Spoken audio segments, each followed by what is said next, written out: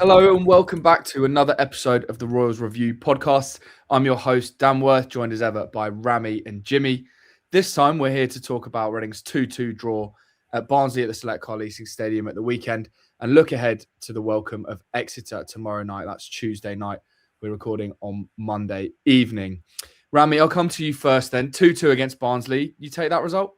Yeah, 100%. I think, if we didn't come away with a point, I think it would have been quite disappointing. I think we deserved to win the game overall. Just a lapse of judgment from Yiadom for the first goal, and the second one again it was a deflection. So it's just a bit unfortunate, really. But I think overall Reading played quite well. I think they'd be happy with a point, and Liam after the game seemed really happy with the point, and he commended his team for how well they played. The passing was crisp, running at the right times, the positioning. So, yeah, I'd say. Yeah, nice. I think it's like a little bit frustrating based on what you said with the way the goals were conceded. The deflection is just bad luck, and Yiadom got absolutely smoked. They are disappointing, but it's that age-old thing where I think coming back from behind to get a point, when you're on the hunt for the playoffs, you need to turn defeats into draws and draws into wins. And I think we write this down as turned a loss into a draw. So it's a point gained. Anything to add from you, Jimmy? No, I think you hit the nail on the head, really. I guess, going ahead, you'd kind of want to carry on and win. But yeah, the fact that we came from behind in the end to get a point, I think, you take that. Yeah, great finish as well for Marriott. Unreal finish, I thought, anyway. Yeah, can't forget about Roberts. That finish was great. The tight angle. Well, let's start with Roberts, because obviously made his debut for Reading after signing like pretty shortly before the game, straight into the match day starting 11, and gets a goal on his debut. And I think most fans, myself included, pretty impressed with what he offered after banging on the drum that we need a proper left back for quite a while now. What did you make of his performance, Rami? Yeah, I thought it was excellent. I thought he came on, started straight away, got straight into life in League One.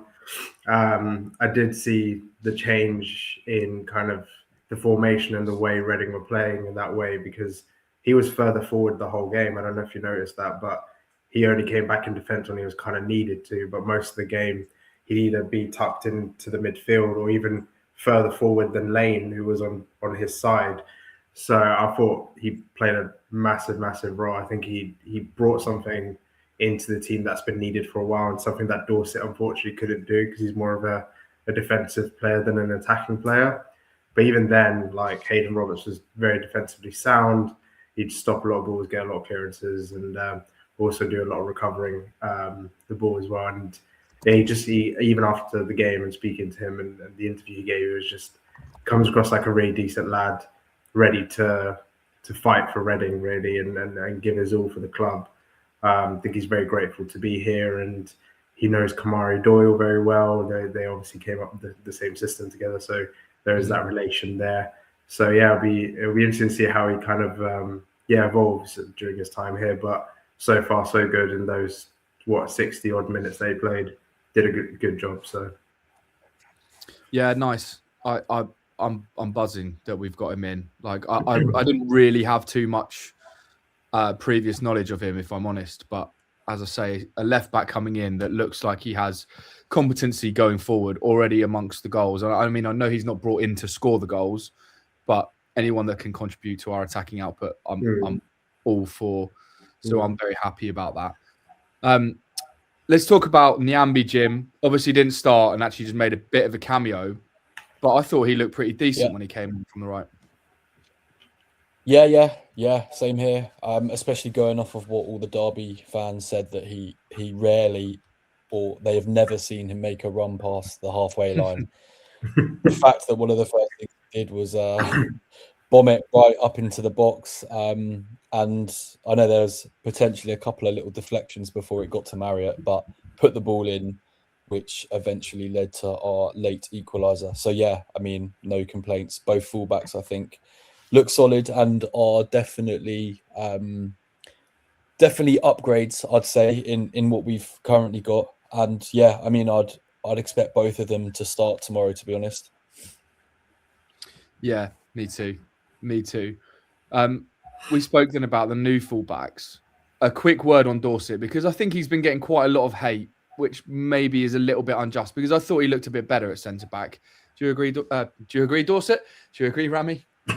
Yeah, no, I thought he looked really confident in centre back. I think he felt more comfortable in this position.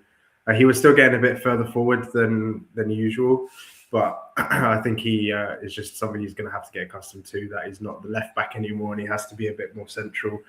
But I think he did a good job. Some of the clearances he made, some of the blocks he made for the crosses, and some of the shots as well were really, really like outstanding. I think it's going to take time. He's been playing left back for the majority of the season during his time this season. So I think him moving next to Paulie is going to take some time to get used to.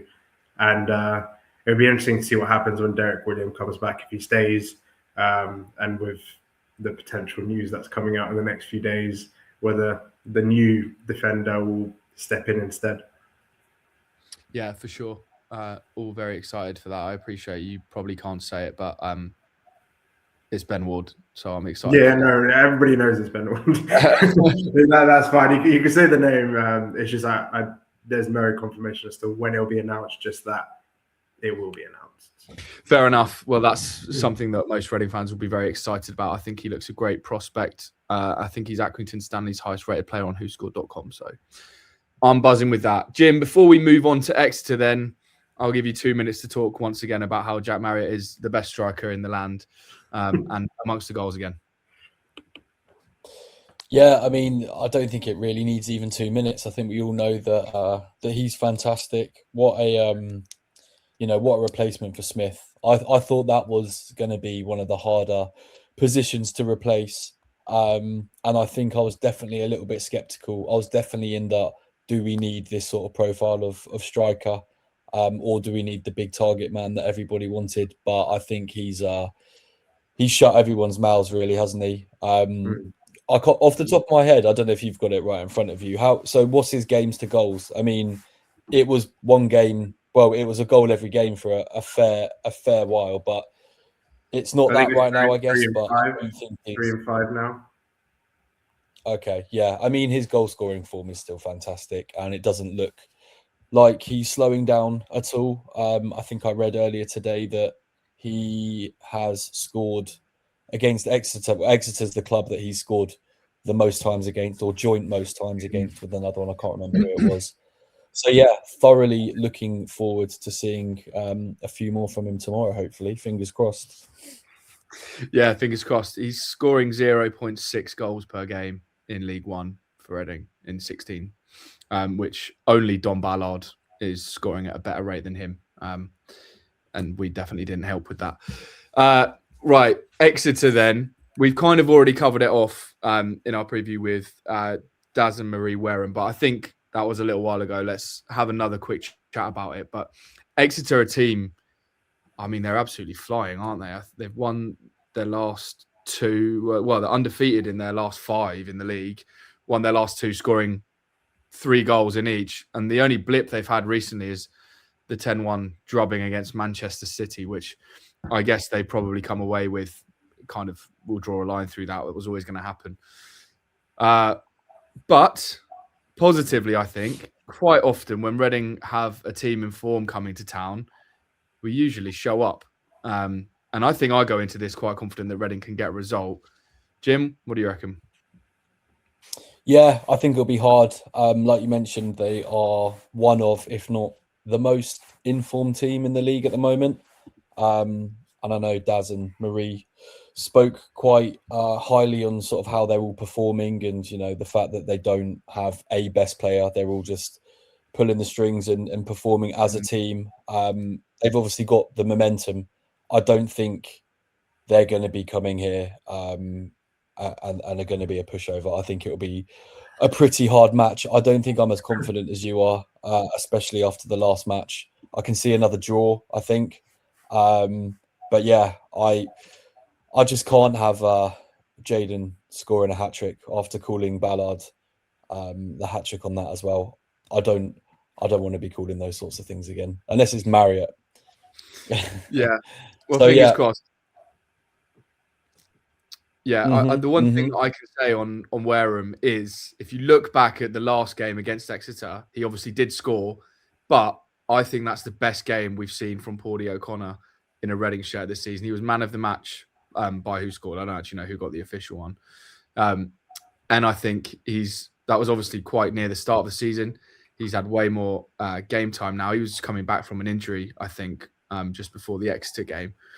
We may or may not have someone else that can play alongside him. But as I said, Dorset looked much better against Exeter. And they've played against, like Paudie's played against Wareham now. So I'm hoping he knows what to do against him. And I think, I mean, there are slight differences, obviously, but Wareham is quite a similar type to Don Ballard. So you'd like to think they've come away from that Leyton Orient game with some sort of plan of action as to how they can deal with that type of player in the future, because let's be honest, they just didn't deal with him at all. He had a complete field day. So hopefully, yeah, they've worked on that. They've discussed how they can counteract the threats that Wareham brings. And obviously that first game was with Noel Hunt in charge, and we're a completely different team since he departed and under Liam Richardson. So yes, it's one of those things, isn't it? Like ex-players scoring against us and things like that. But I'm hoping it's not too detrimental and that we can keep Jaden Wareham at bay. Fingers crossed. What do you make, Rami? Do you think, well, Exeter are obviously going to come here with a lot of confidence, but do you think we've got the strength to keep them away? I think we do. I think, they're in form, but so are Reading. I know that there was that blip with Orient. I think I know in our previous kind of pod I said it's an underlying issue, and there are underlying issues, but at the same time it is a blip alongside the underlying issues. So I think we will put in a shift, and especially with the two new fullbacks there, Will Keane as well. We haven't seen much of him. Should have scored that goal against Barnsley. It was, I think, from the perspective we saw it up on the media gantry, it was just the ball came in so fast and so hard. It was just hard to him to land a clean shot on it, because Daniel just put his laces through it. So but my one kind of concern coming into this game is I don't think we've done so well against teams that play as a three back. I'm thinking of Bradford City when I say that, because we mirrored them and we did the three. Exeter play the same exact formation, and we sometimes find it hard to break that down and score goals past them.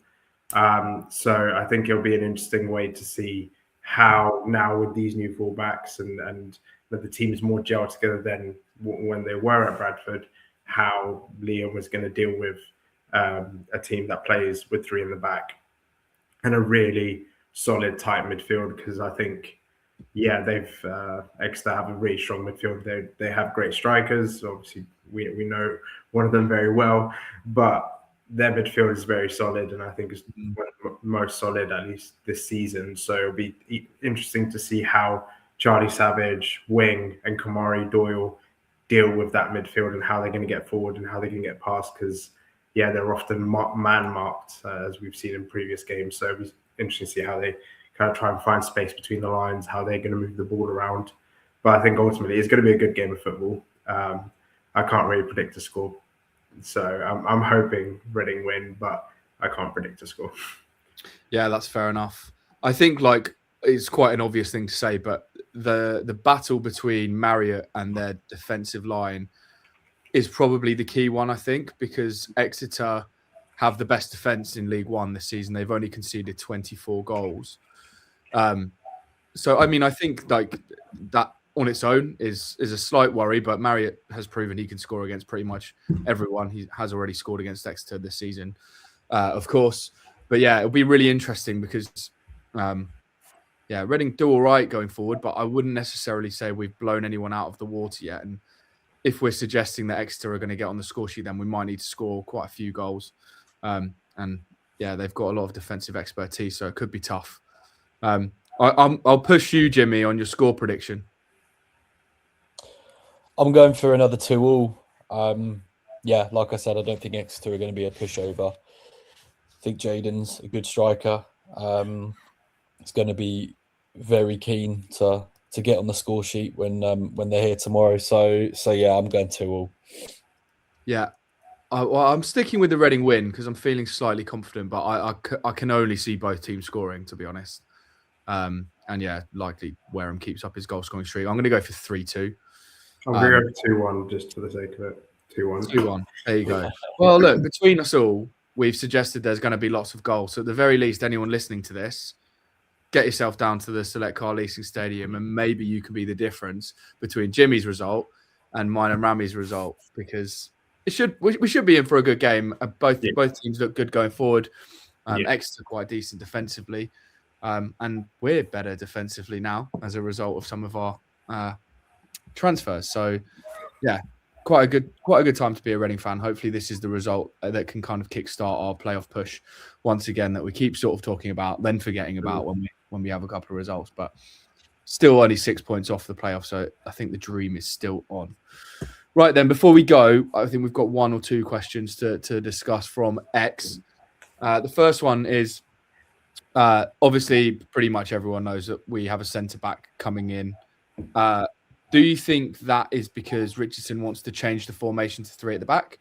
Or do you think it's because he doesn't rate who we currently have? Rami, I'll start with you. I wouldn't say it's because he doesn't rate. I wouldn't use that kind of phrasing or terminology. I think he's Richardson's mentioned quite a bit to us in the media that he likes competition for places. And now he has a lot of competition for places in the centre-half position. He's got Dorset, Williams, Burns, who's still at the club, and it'll be interesting to see if he gets recalled or if he stays, because obviously his game time is going to be diminished quite a bit now with all the players coming back. And when Derek Williams comes back from injury, it'll be even harder to get into the starting lineup, let alone the bench. So it'll be interesting to see what happens there. And then now, once it's announced, Ben Ward as well.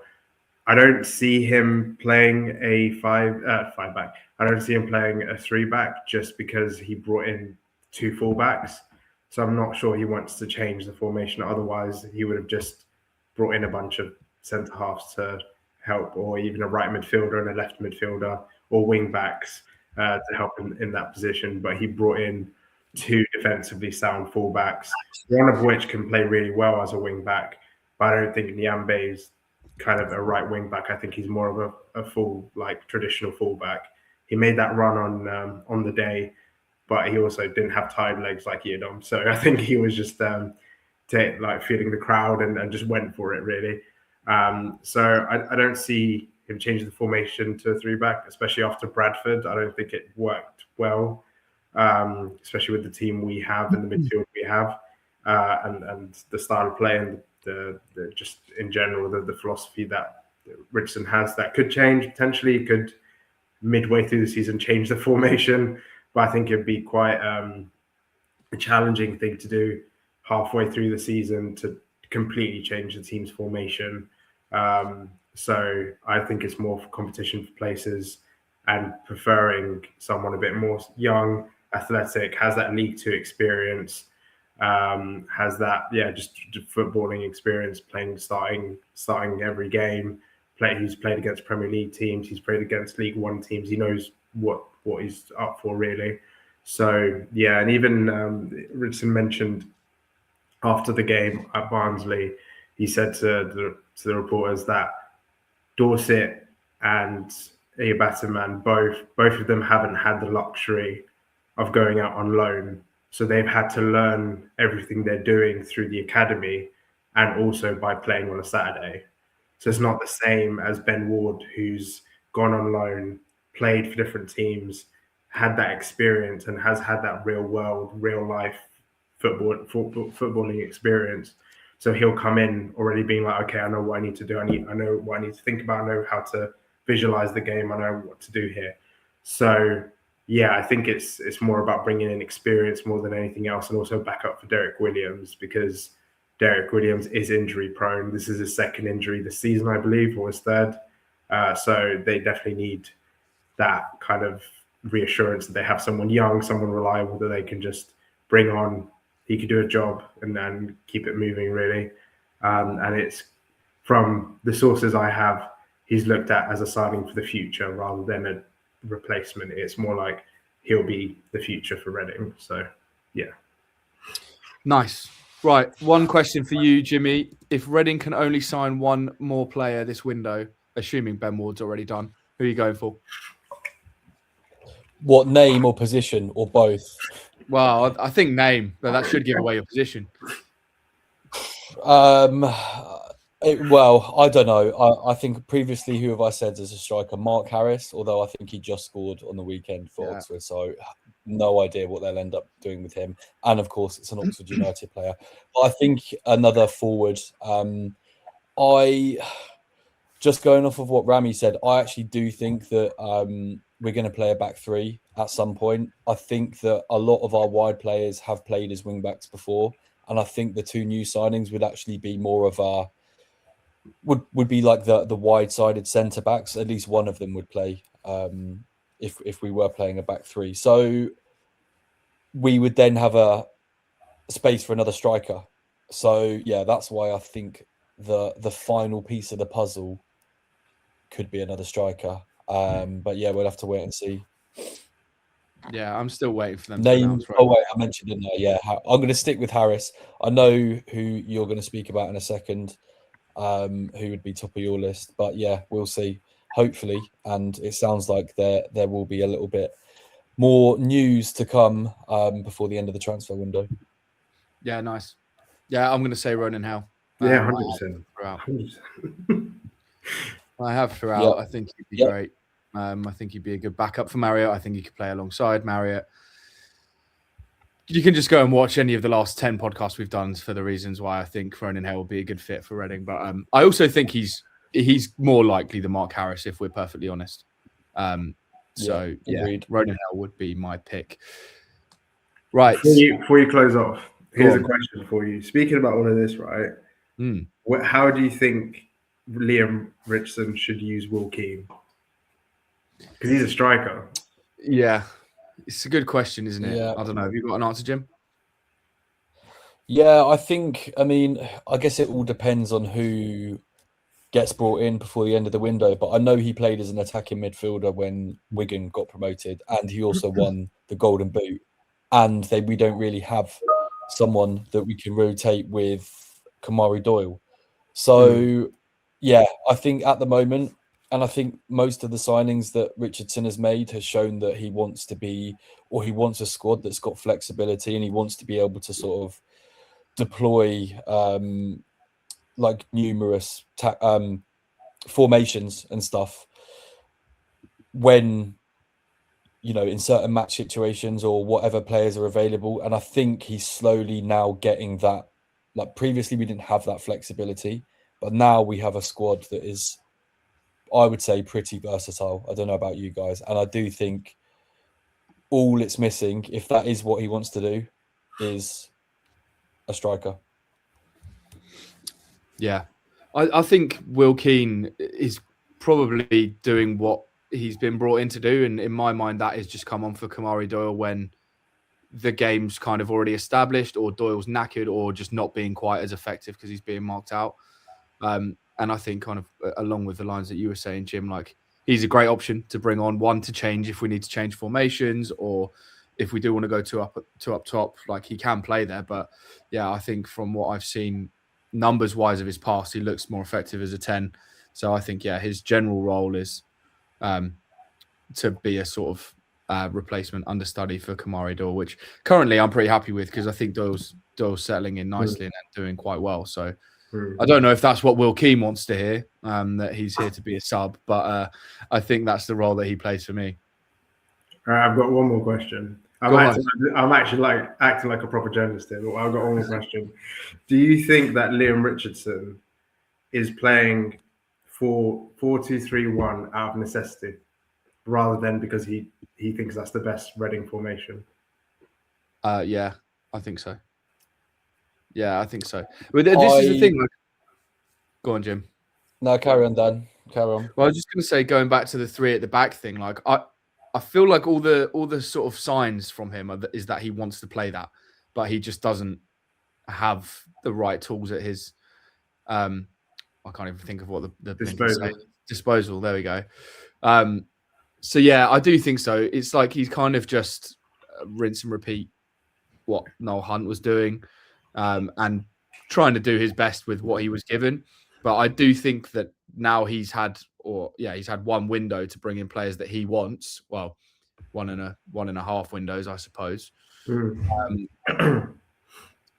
That yeah, we might see a change in formation, or he might just realise that is our best formation and stick with it. But yeah, currently I think out of necessity, really. What about you, Jim? I think this is actually his preferred formation, and I like what we've seen since he took over from Hunt. I think we've seen improvements in every part of the pitch since he's taken it over. But yeah, I just think he's a manager that wants options, wants versatility, wants to be able to adapt to each match, to each point of the match, depending on what the score is, like I mentioned, depending on what players are actually available. So yeah, I don't think we're going to see an immediate change, but I think we will see 3 at the back being played at points. What's the answer, Rami? Do you know the answer to this question? Is that what you're waiting to say, or I do? No. I wanted to hear your opinions on it, to be honest. But I do think he will. He wants to play through it. You kind of see it in attacking phases. We move into a 3 in the back, so I feel like that's what he wants to play. So he starts off the formation as a 4 in the back, and then once the game gets flowing, he's like, all right, 3 at the back, and then move. Well, we saw it on against Barnsley. Hayden Roberts goes far forward, and then you're kind of given a 3-4-2-1 formation. And sometimes Kamari Doyle even goes into the striker position as a duo with Marriott. So yeah, I reckon potentially we'll see it, but at the same time, I think changing a whole formation halfway through a season, especially when you're pushing for the playoffs, can maybe be detrimental. So that's how I kind of see it as well. Yeah. Mm-hmm. Yeah. Mm-hmm. Fair enough. Well, we've got that to look forward to, haven't we? What's he going to do with all of this top quality talent that we now have? I think like even just having these chats, I don't know about you, Jim, because I know we spent a lot of time talking about squad depth and everything last season. Like it's just so nice to be even able to talk about 2 players that play in the same position, where last year we're talking about which players can we bring up from the under 18s that can cover left back. It's like it feels like in that respect we've come on so far, which I guess is credit to Todd and Rob for kind of the stability that they've got. But it's so good to be able to have these discussions rather than how do we make do in tough times. But yeah, cool. All right, well, we've gone on a bit there. 28 minutes of pure enjoyment, to be honest. Really looking forward to the game tomorrow. Get yourself down there, as we've already discussed. It's set to be a pretty good game against 2 decent sides in this league. So, and only the Poets are going to be there, so there's that as well. There you go. Yeah, well, what a treat. You can get some top quality music as well. Right then, chaps, thanks very much for joining me. We'll reconvene after that Exeter game, and hopefully we'll be talking about 3 points. Thanks very much to everyone who's listened. As always, please like, subscribe, share, X, Y, Z. Just help us out with this pod. Seems to be going well recently, so we'd much like that to continue. But until then, we'll see you after the Exeter game. Come on, you all.